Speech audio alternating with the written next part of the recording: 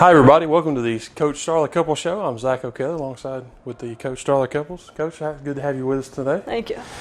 Coming off a big win against Cumberland last night. Struggle for the first set, but came back in 3 straight sets to win. We did. That first set we were plagued with errors. I think we had 12 errors, 25 points. So we took a little time to clean things up, but they pulled it out. And going into this season, you lost 5 seniors this year. Going into this season, Rebecca Woody, Shelby Phoenix, Cheyenne Kyle, Brianna Stewart, and Vera Popovic as well. Who's kind of answered to lead your young squad this year? Well, we got Rebecca Jobs back, which is a redshirt junior this year, and so having her back on the floor defensively has helped us out tremendously. And then the other girls that returned, they all got good playing time. They just they weren't the older girls on the floor, so they had the experience, and so they're stepping up and excited to be the leaders this year. And working with the training staff here, you've been able to keep your team healthy so far this season, playing a lot of games through the season. Y'all have a long season compared to most. Well, I mean, football only plays 11 games, but y'all have a long season. How is it you kind of prevent those injuries?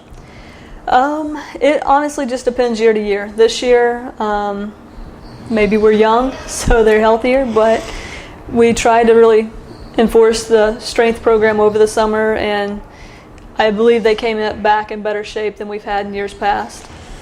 And playing at home in any sport can be almost the huge advantage of any home game. Playing in the arena we play in and the fans, how does that help you within like a tight set or a tight match at that? We love our home crowd. They always show up for us, and just knowing that the support is there for you, and when we give them something to cheer about, they're there for us. Playing multiple matches in the span of a week, how difficult is it to prepare for multiple opponents like that in that short time frame? It can be hard. Just everybody plays a little differently, so we try to take care of stuff on our side of the court and adjust as needed to what they're doing, but try to play a lot of basic volleyball when it comes to what we do, and then make the adjustments as needed.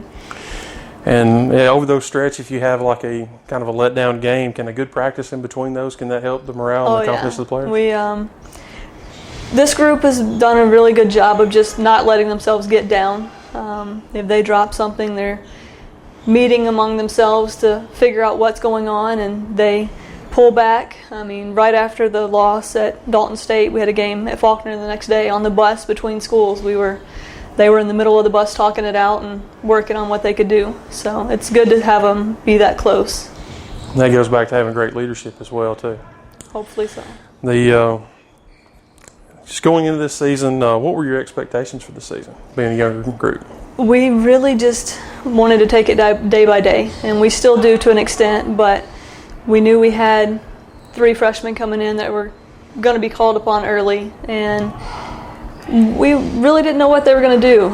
Sometimes freshmen step up, and sometimes it takes a while to adjust, but I have to say all 3 of them have done a really great job of being ready early on.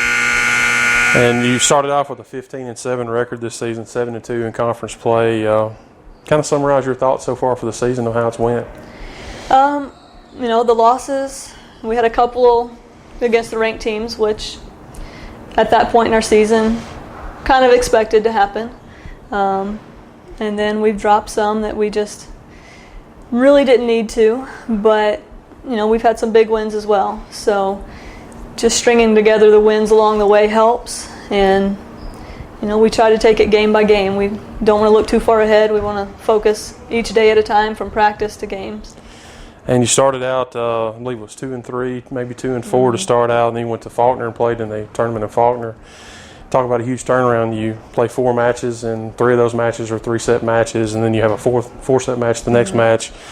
Salas named tournament MVP. The tournament, that was kind of a turning point for the season to get everything fired up. Yeah, tournaments are big for volleyball. I mean, everything's momentum when it comes to this game, and so we had a rough tournament at Lindsey Wilson, and so we wanted to make sure the next one was a good tournament for us, and they played well. They played together as a team and just really worked on improving every game. And so it was a nice tournament to go and just have everybody together showing up. And the Lindsey Wilson tournament, as you mentioned, a lot of traditional powerhouse teams were there. Better, have a lot of better quality players, perennially.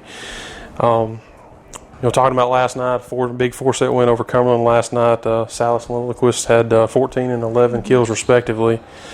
After the first kind of rocky first set, what kind of aided the comeback there? We really just had to clean up our hitting. Our hitting in that first set was rough. We couldn't find the court, and then we had some missed serves that we typically don't have. So just serving better and getting our passing on point so that our hitters could have a better setup. So it was just trying to clean up the game overall and just keep pushing. What were you and the team's goals so far for the remainder of the season? We talked last week, kind of looking at our schedule. Right now, we want to hit 20 wins before the end of our. At the end of our season, we want at least 20 wins going into conference tournament. I think it's definitely possible for us, but we're going to have to work for every one of them. And at the 15-7 mark now, you're off to an excellent start there on that.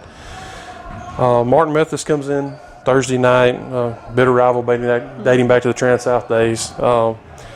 Redhawks beat another Trans-South foe, Freed Hardeman, last night at home. Playing them back-to-back your next two games and then seeing them play each other last night, how does that help you with preparing for that, and how does that help you to kind of speculate to going forward? I think with both teams being rivals for so long, we tend to play great against each other. And Martin, they always are a tough opponent because just the rivalry there. And it's a fun game to play, but we know we can't let down. We'll never back down to them because any gap you give them, they'll come back. Yeah. Mm-hmm. Michelle's been an integral part of your staff, even dating back to her playing days here.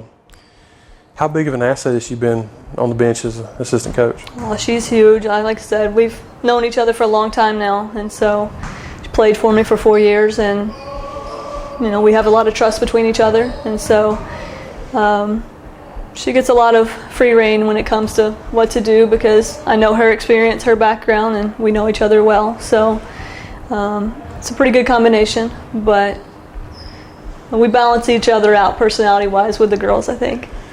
All right, well, this is talking to Coach Starla Cupples here at the Starla Cupples Show. You can catch the volleyball Cats in action Thursday night against Martin Methodist. Be a key Southern States Athletic Conference game that's slated to start Thursday night on 7 o'clock. For the Starla Cupples Show, for Starla Cupples, I'm Zach O'Kelly. Hope you have a good night.